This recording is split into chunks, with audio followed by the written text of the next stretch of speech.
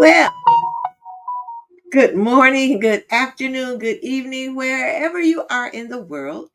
It's Dr. Jan Fortman with Relationship Matters TV.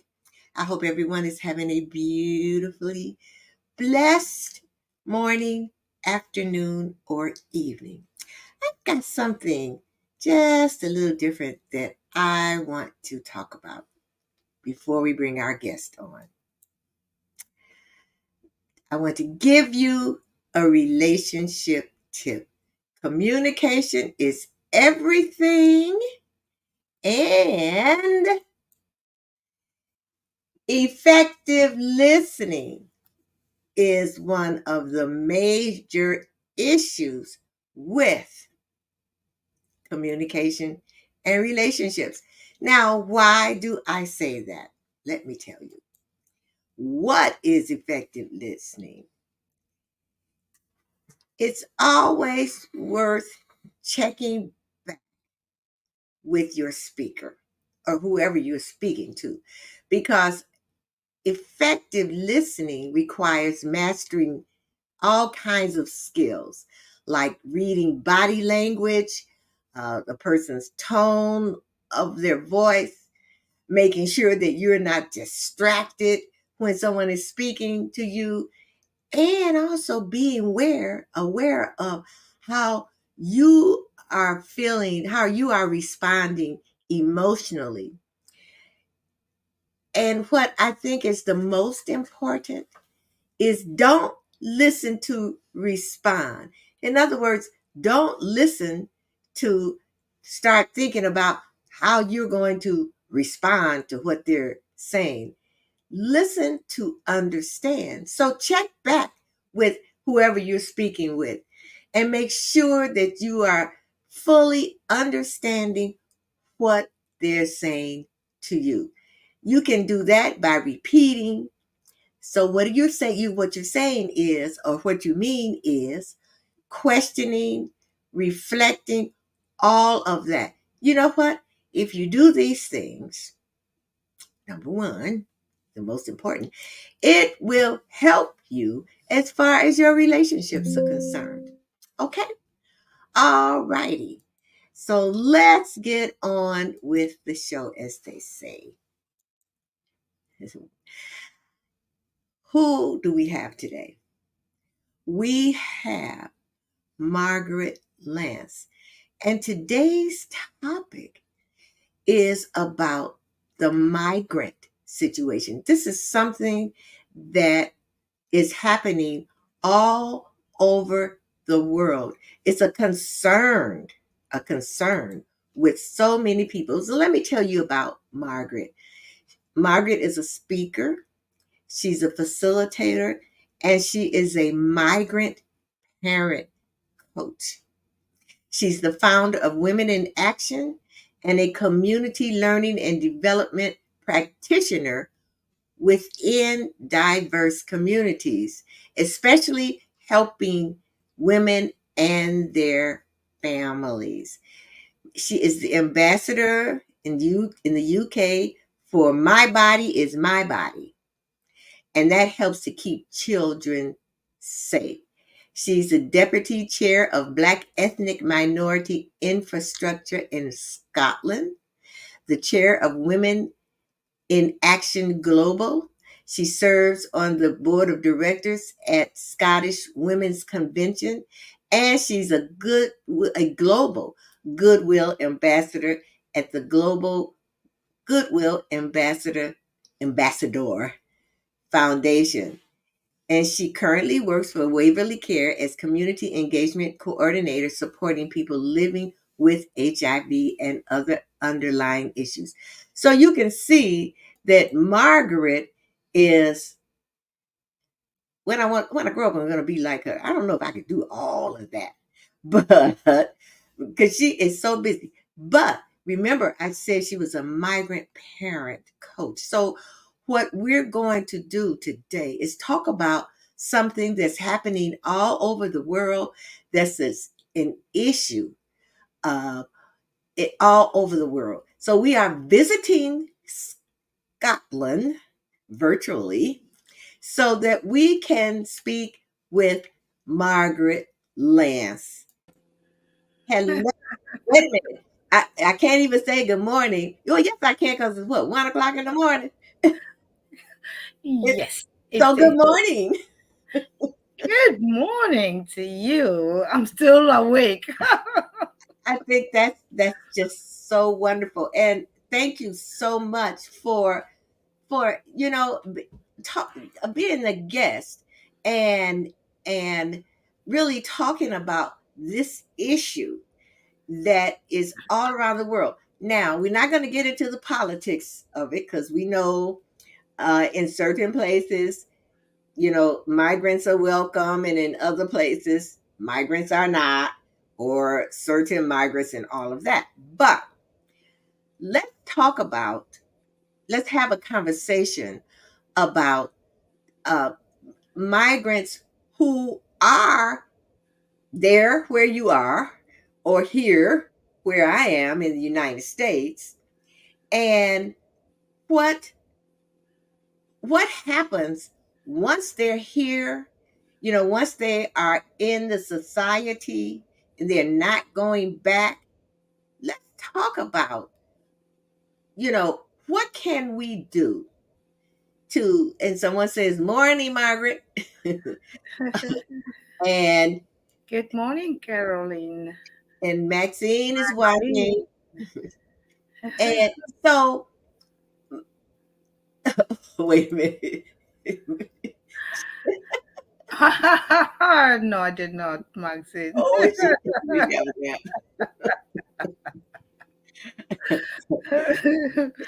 So Margaret, once they're here and we know they're not going back, what can we do to help them to transition into the society where they are? Because I know some of them, at least I know here, we have some programs, at least in my state, but I think with our, from the last time I looked into this, the families that are allowed to stay only have a certain amount of time to, number one, find a job, and number two, housing, but only for so long.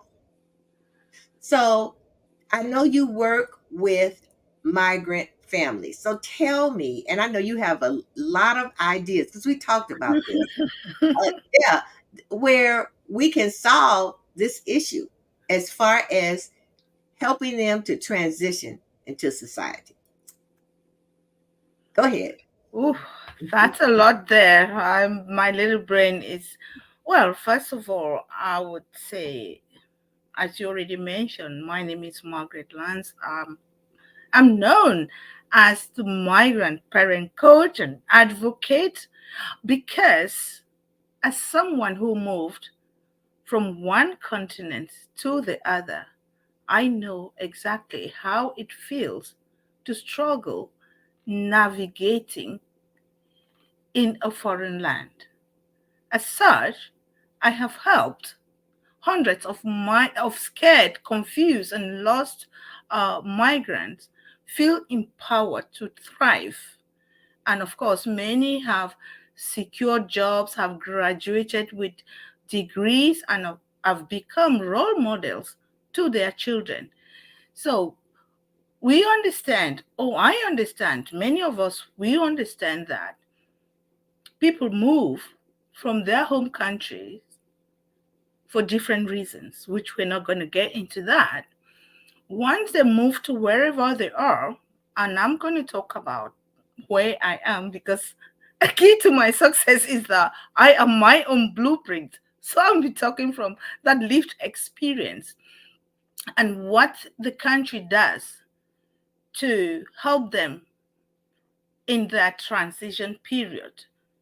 So some will come when they are allowed to stay, they can find jobs. They can get into education or acquire vocational skills. Um, there are lots of organizations. Scotland is quite good because they have lots of charities and third sectors that would support them. They can go to college, they can go to university. But generally, we also understand that in some cases, language could be a barrier. Accessing services, health services, being a migrant in a foreign land, people are usually scared. They don't know what they're entitled to and what they are not. We can help some, but not all. I take services to people, and there are many others here who do the same thing so that we can help them in their transition. When it comes to immigration, I don't have powers over immigration, and I think the laws in Scotland are completely different from the Westminster in England, because we don't have powers. There are certain powers that are devolved to the Scottish government, like education, like housing, like health. But when it comes to immigration, there is nothing, there's little that we can do. All we can do is provide that support and guide them to kind of transition. So, That was a long Margaret, question. no, no, I really appreciate what you're saying. What do so okay? You say there are different services, different organizations that help. So, give me an example.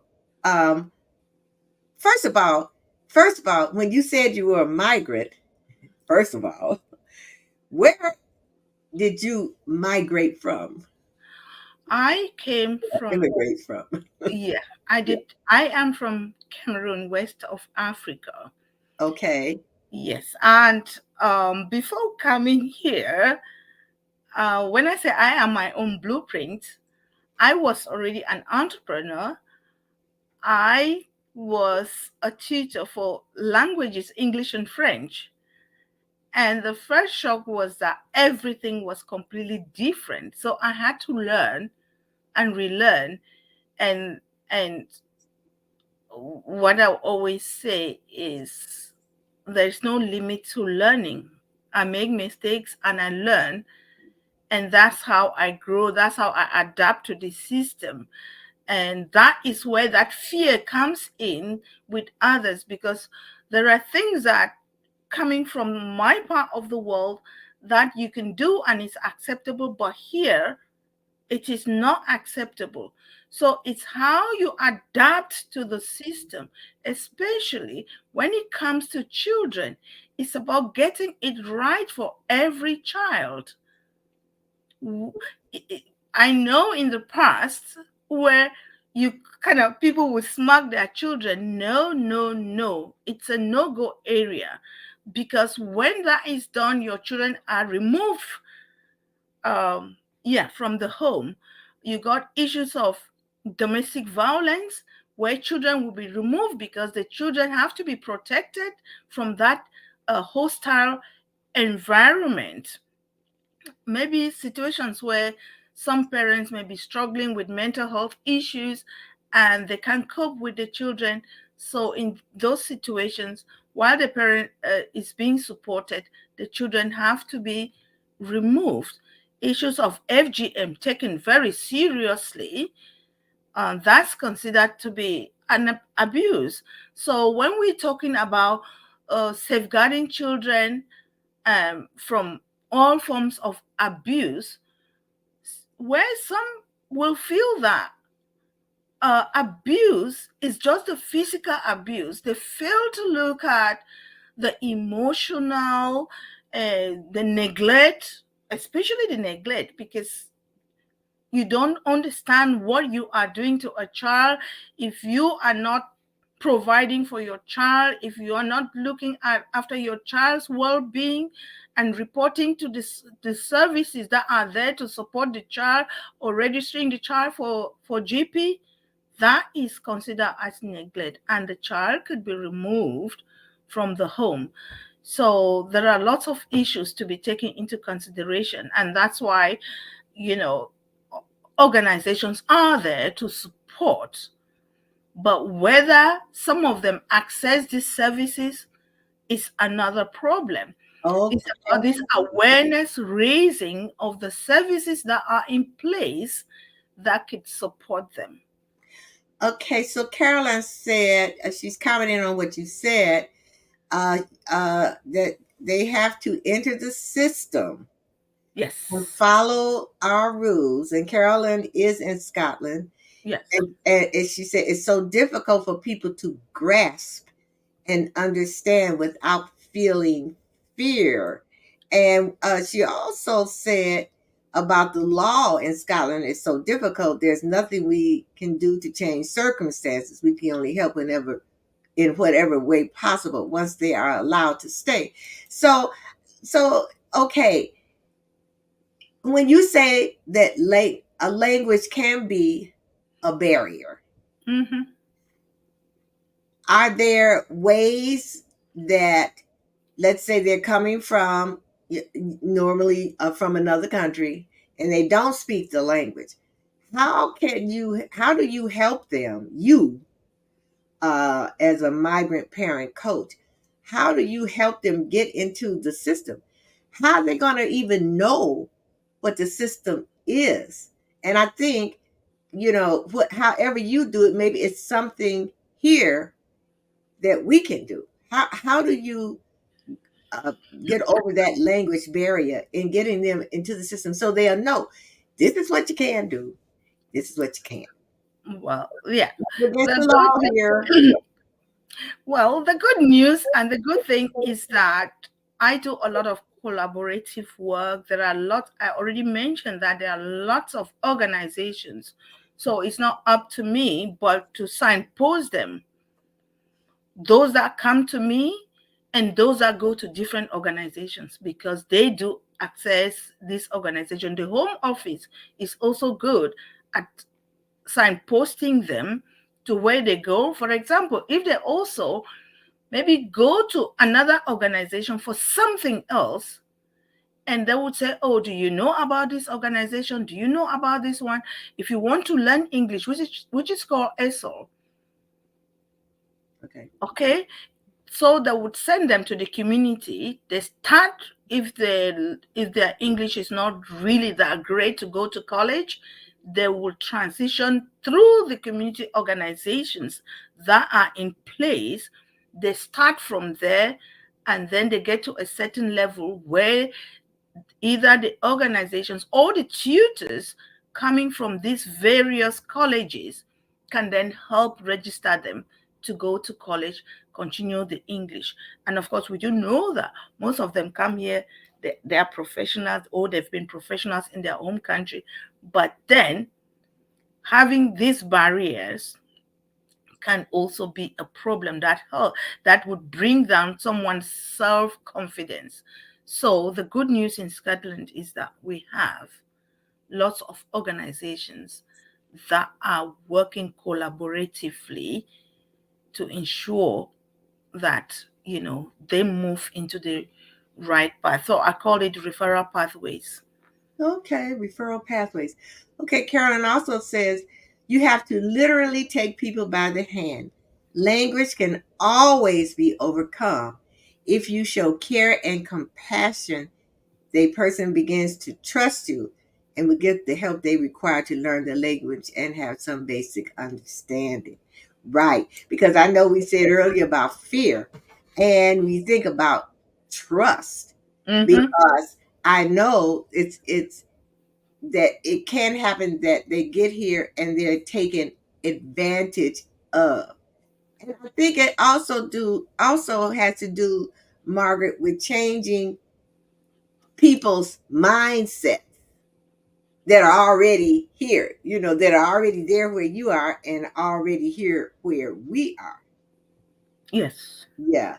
And so a lot of times it's like, oh, those migrants, you know, and like we had said earlier, we're going to talk about politics, but they come here for different reasons because of different things that are going on. And I know here in Chicago, we always said when a lot of them came, they were lucky we didn't have one of those winters that we can have here. Uh, the little cold that we did have, people were donating coats and shoes, but then we found that some of them wanted to go back because, because they could not adapt to the cold. And we said, well, at least it didn't get to be zero and below zero and a lot of snow. And so I think a lot of times when they come, they think that this is the land of milk and honey, but it's not all it can be the land of milk and honey if you get into the system and, like Carolyn said, you take them by the hand and you show care and compassion. Yeah. Yeah, yeah, She's absolutely spot on. You have to take them by the hand. As I say, fear takes everything away from you because, oh, can I get here? Can I trust this person? Can I share anything about me? What are they going to do with my information? So, Caroline is right to say if you take them by the hand, it's about engaging them to build that trust, because once they trust you, they can share other things that they are concerned about or other areas in their lives that they are struggling about. And the truth, you also mentioned some of them are used. The truth is that some come because of that fear, they can fall into the hands of traffickers. yeah, And you know that because I'm a migrant, maybe my immigration case is not really the way it should be, and somebody is going to say, oh, I can help you, you come, and then you are in there, you are stuck, you can't tell anyone. Well, if I tell somebody, what's going to happen? I'm going to go back. So there are lots of these things happening, some being found, some are not yet found, because trafficking is not just trafficking people from abroad. Trafficking happens within, and it's something to raise awareness of and keep an eye. But as I said, it is a hidden crime that it's difficult to really, really find out. And you're talking about the culture shock. My first one was food. My first one was food because where I come from, we eat heavily in the afternoon. And when I was hungry, I got a sandwich. And I said, what? Bread? I don't see how I could eat bread. Then moving from a very hot climate to Scotland, from a 40 something degree to a minus, what what am I doing here? I describe it like walking in a deep freezer. Each time I call home, I say, have you ever gone into the deep freezer to pick out something? Just imagine you're walking in the street in a deep freezer. That's how I felt. And there are many feeling the same way, especially when you're moving and you don't know the climate, you don't prepare yourself for that. You suddenly find yourself in a situation where you don't even have the money, you don't even have where to go, who to ask. It's not like you can turn to your neighbor for food, you can turn to whoever. No, you have to figure it out, or just get out there and I don't know. so Margaret, so when you came, okay, so you were an entrepreneur already, and like you say, you blueprint. Okay, so you left uh the Cameroon, and you decided, and you would you to go to Scotland, or no? I moved to Basildon, which is in Southampton first. That was through my marriage because that's how I came. And I had to move to Scotland where the job was at the time. My husband got a job here, so we moved to Scotland. So when you came from Cameroon, you were married. Yes. I Okay. came to visit first, went back, then I got married in Cameroon, then moved to Scotland. Okay. So in other words, you had a leg up, so to speak. You know what I'm saying? And yeah, they're commenting on the deep freezer. Deep freezer. Yes, Caroline. It is true. If you, when the winter, Scotland is cold. It is cold. That all the time, even in the house, you gotta have. I used to count like 4 layers. When you couldn't see my nose, my hands, all you could see, no, you could see my eyes, but not my nose. So I'll leave my nose out to breathe. And like 3 months, I didn't go out. I was always in bed with a water bottle, blanket, and then after 3 months, I said, "Am I really gonna get a job in this bed?" So I started applying for jobs. Within 3 months, I got a job. Uh, I remember leaving my house. This is also what many people go through. And where I wanted to go was like 5 minutes away from home. Then I took the opposite direction. When I asked somebody with the address, they sent me further. And when I asked another person, they said, no, you got to go back this way. I just went home. It was freezing. I was shaking like I just went home. And I can understand when I say I do understand when people come here, they're scared, they don't know anything, you don't know, you don't have the language, you have something to say, you can't say somebody wants to help you, but they don't understand you. Um, as I said, the good thing is that there are really many organizations that have been set up in place and funded to try and help them. Of course, the truth is that when it comes to immigration, there are set rules that have to be followed. Some have certain number of years to be renewed. Some are refused. They have to go back.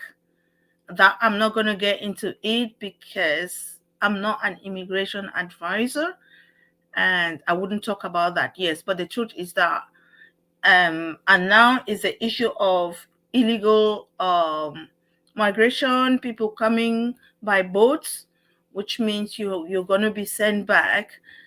So it's still an issue, but as I said earlier on, people leave their home countries for various reasons, and you must be someone, or if you have been in a zone of crisis, you would know that sometimes you run, leaving your husband, your child, then you realize your child is running to the left, you're running to the right, and you can't come back. You're hoping that you go and meet somewhere, and it never happens. It's a shame Okay. the way the world is going, but it's a reality, and we can only do what we can do with the resources that we have. And I'm a migrant. I don't have any powers in this country that I would stop whatever is happening. But what I can do with what I have and what I have learned is to help them thrive and to say you can volunteer. How can you give your time? What were you doing in your home country? What do you want to do? So helping them through that journey of self-discovery to understand who they are, what is it that they want, and why they want it. So that's how I would help them. But in other ways, I would signpost them to experts who can then work with them or signpost them also to other services. Okay. So I got to take a quick commercial. And when we come back, I have a comment and a question that came in. So Okay. don't go away. We will be right back. Okay. 5 years ago, the Power of We Symposium was created to provide a platform for kids from all sectors where they could have a safe and comfortable environment in which to share both their joys and concerns. The Power of We Symposium is proud to have served over 250 kids throughout Romania when we took our mission global back in May of 2023. Now, 2 teams of amazing volunteers from both the U.S. and Romania embarked on an 8-day Legacy of Hope tour, bringing encouragement and hope to not only the kids of Romania, but also the adults who support them, and also to over 100 kids here in the U.S. who contributed handwritten letters of hope to our Romania mission of 2023. Now, this year, we are proud to provide this opportunity yet again in October, and we are super excited to up our game. New venue, 750 kids this time, and we want to see you there. We're looking forward to meeting you in person at this year's event, which promises, as always, incredible speakers, amazing content, and of course, some of the greatest kids on the planet. So, mark your calendars for October 24th, and we'll see you here in Chicagoland for the Power of We Symposium 2024. This year's theme is Always Together, Never Alone. Tickets are available now on Eventbrite or at powerofwesymposium.com.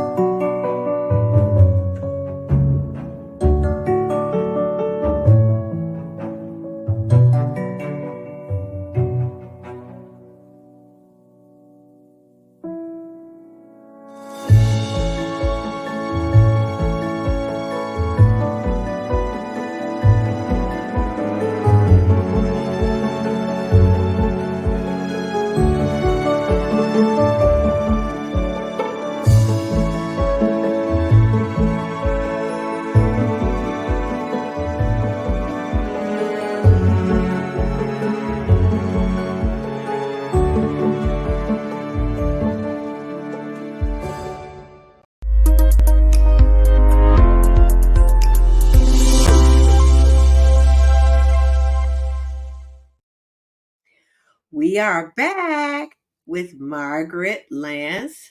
Where are you, Margaret?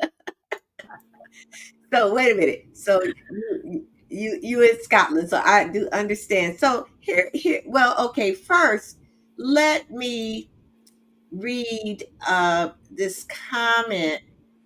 Um, no, first I'm going to ask you the question. Then I'm going to read the comment. So the question is, what is the common reason given by migrants as to why they have migrated to a new country? That's a very good question, but I believe that question is relative. Okay. I started by saying people travel for different reasons, and some come to study, some travel to study, some go for greener pastures, and some are economic migrants, and some travel through their marriages and for work. So that question is relative and depends. Every person's situation is different, so we cannot generalize it. And we know that crisis is the major cause of migration. Okay. And so Carolyn says, I understand totally what you were saying that Margaret had a leg up. Meaning you had a husband, you were an entrepreneur, you know, Many people who come are not fortunate enough to be married or having income, etc. They come alone and with nothing because of certain because of circumstances. And she also said, often in our night shelter, I have met people who can't speak the language and are shaking with fear and anxiety, often hungry and homeless, you know. And yes, so that's That's true. my concern is for the ones, usually, like you say, some are professionals, but even a professional, if they can't speak the language, you know, they have that anxiety, they have that fear, same thing about homeless and hungry. I know here when they do come, um, we had shelters, so to speak. Yeah, we Yeah, did. I like what she's talking about. Where well, they were like just not night shelters, but shelters, period. Where they can, be get fed and at least they have a roof over their heads and stuff. And however, let's say you're referred to a migrant who, and I'm saying to you specifically, from an organization, and let's say they have that fear, they have anxiety, and how do you, with your coaching, get them to feel that number one, they can confide in you, and number two, if they fled their country, that they came to the right place? What do Well, you do? I'm not in the position of telling them whether they came to the right place or But not. but you know what I'm saying. I got you. It's better. It's better than, let's say, it's better than where they came from. Yeah. So, well, I Yeah. Okay. wouldn't They might say not be I'm. the right place, but it's Yeah, better than I where they wouldn't came be from. in the position of telling them whether they came to the right place or not. But if I am approached by one or somebody asks them to speak to me, I'd listen to them. I would support them with the resources I have. If it's in terms of parenting, I can link them to relationship. I can link them to Relationship Scotland.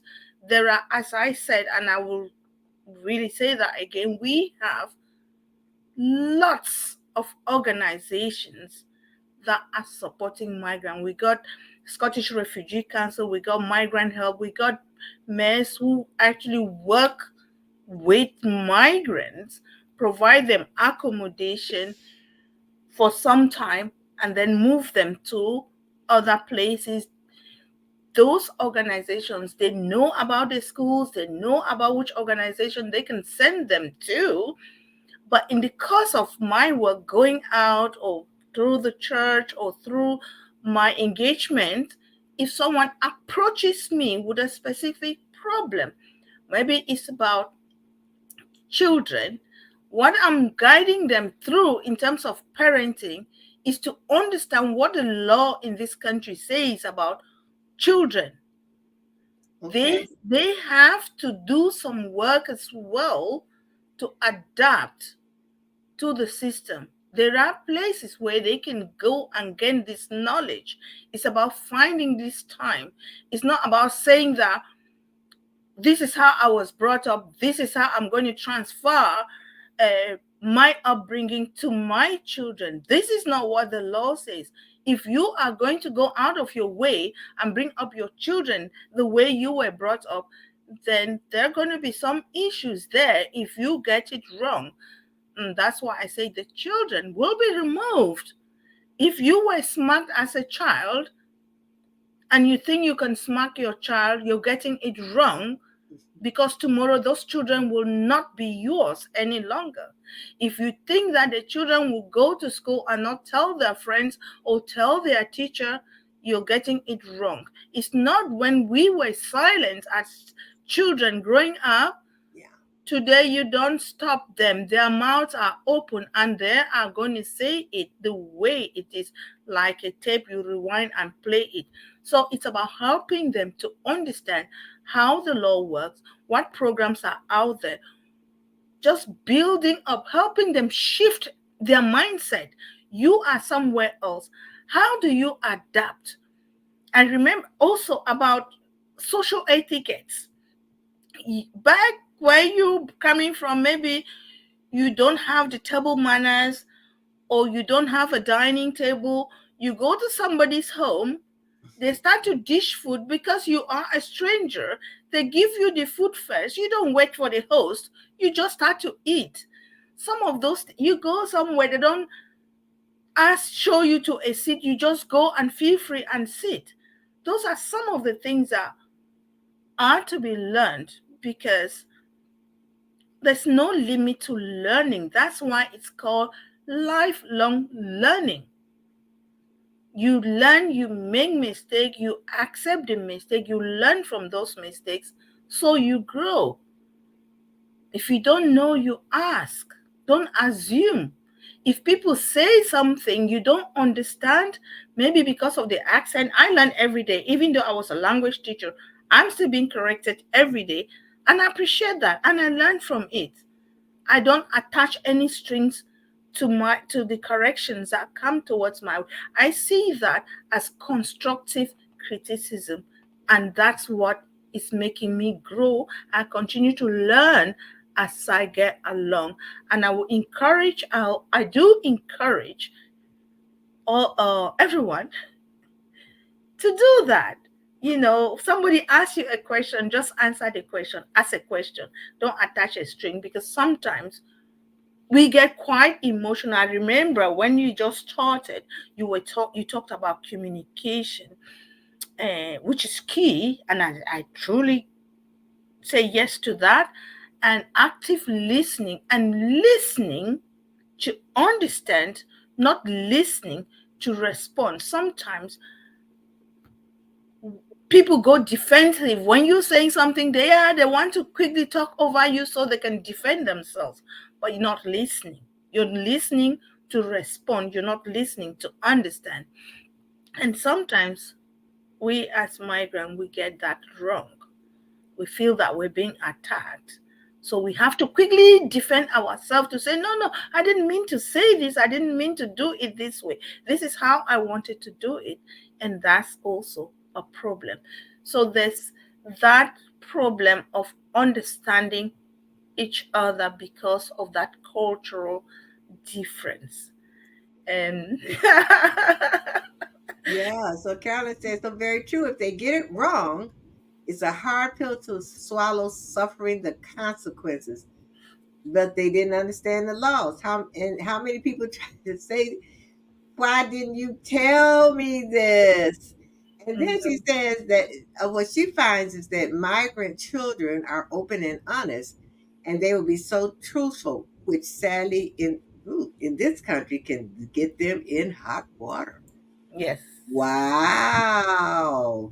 Right. yeah, And so from what I'm getting with all of this, really, with this conversation, is number one, they're here because for better opportunities, whatever. It might not be the right place, like you yes, said. You tell them, oh, this is the right place. But they're here to get a better opportunity. And our role, once they are here, and let's say they're not going back, they're not going to be sent back, is to help them to transition into our culture and our society. And it's a lot of different levels to it.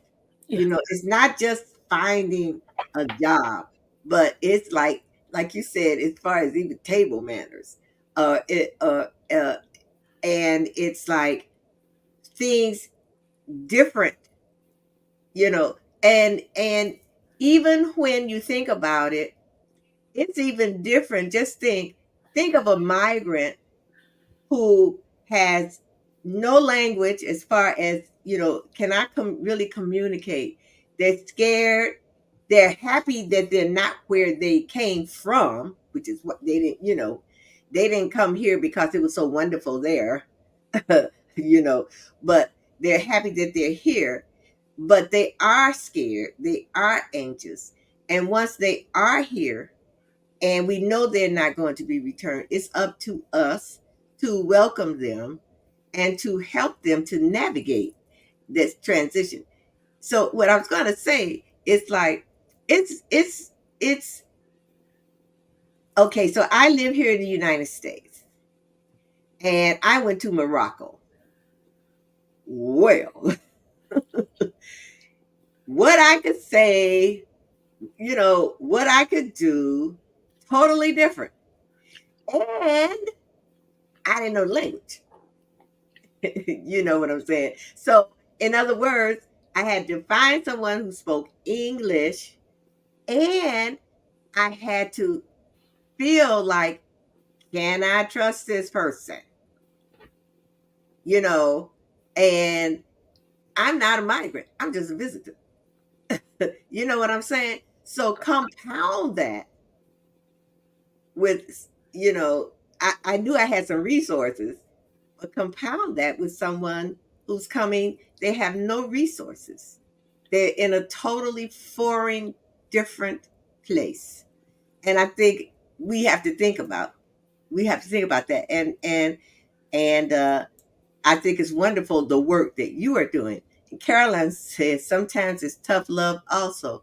I have at times said to people, it's not the right decision that they should go back because they're not willing to shift the mindset of where they came from, sadly. And that's, yeah, yeah, yeah, yeah. She's spot on. Um, I can't speak for every individual, but I can speak for myself. And what I learned, I thought, and my family thought, oh, she's a sprinter, and they always say people transfer. They said, no, you're not transferring, you just trans near. But when I got here, oh, I thought I need to go for a marathon. If I want to make it work, then I need to run and really run and kind of find who do I surround myself with. I was working, I said I got my job within 3 months. I was volunteering, and that Okay. helped me a lot because I met different people, learned different things. And I'm very curious and I ask questions. What can I do next? What can I do? I want to ask.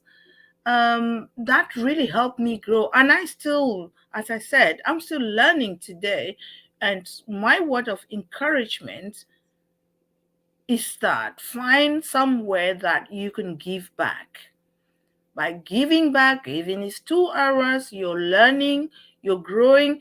If you say volunteering, that is preparing you for work. If you are doing short courses, because through my volunteering, I learned British Sign Language. If I Mm, didn't volunteer for the Deaf Children Society, I underwent an interview for 45 minutes. Do you have a deaf person in your family? Why do you want to do that? I want to engage in the deaf people's world because they have something to say that I also want to listen and contribute. So, my advice is just how can you give back? Where can you give back your time? okay. And I'm going to say this before you answer this question. It's a two-way street, because let's say someone, where are they from? I'm here. They come from there. They have to learn here. But gee, I can learn all about where they're from and their culture, and what they eat, what they think, how they think. Now, Gwen, we only got a few minutes, but Gwendolyn Dunbar asked, on the whole, what type of people are they socially and economically? I don't get that question. What type of people? So I guess she's talking about migrants. But okay, but Carolyn, I guess she answered the question. She said Yeah, every person is an individual yeah, human being and regardless of who they are socially and economically. economically. So Thank you, Carolyn answered the Carol. question for you. They're all different kinds of people. And then Maxine says volunteering is very rewarding all the time. Yes, Thank I know. you, Maxine. Yes, yes, yes. Thank you. So Margaret, I just really again want to thank you for the work that you're doing and for helping us and me to kind of change our mindset and my mindset. In other words, not saying you'll hear all these migrants, blah blah blah blah blah, but but changing the mindset is that okay. Actually, when you think about the United States, we all migrants. Wait, think about it, people. We Dr. Janice, all here. We all can came I can I somewhere. quickly come in there? Um, what I just want to say is that the truth is that most migrants that I know, and maybe you know, and others, have been, I did say this, have been professionals in their home countries. No matter what circumstances that brought them over, they can't get jobs. They don't have the experience. The language is a barrier. It is already very frustrating for them. And we also, to some extent, acknowledge the fact that many of the migrants have something to contribute. I really like that, and this is the last thing here, and I'm going to close with this: what Carolyn says and what you just said. Regardless, every person deserves to be treated with love, respect, and kindness, Kindness. regardless of their situation. We should see others. And she says, and we see ourselves. And as we see ourselves, I'm going to add that. And she says, to you, Margaret, and what you said, 100%. So, Margaret, I really want to thank you for being my guest and just for the wonderful, wonderful work you do.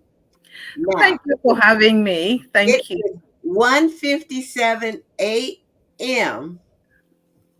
Go to bed. Go bed.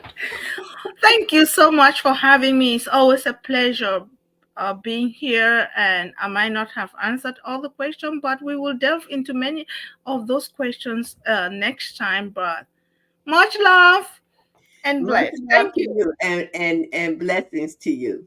Sandy, thank you so much. I'm sorry to say good night. No, good morning.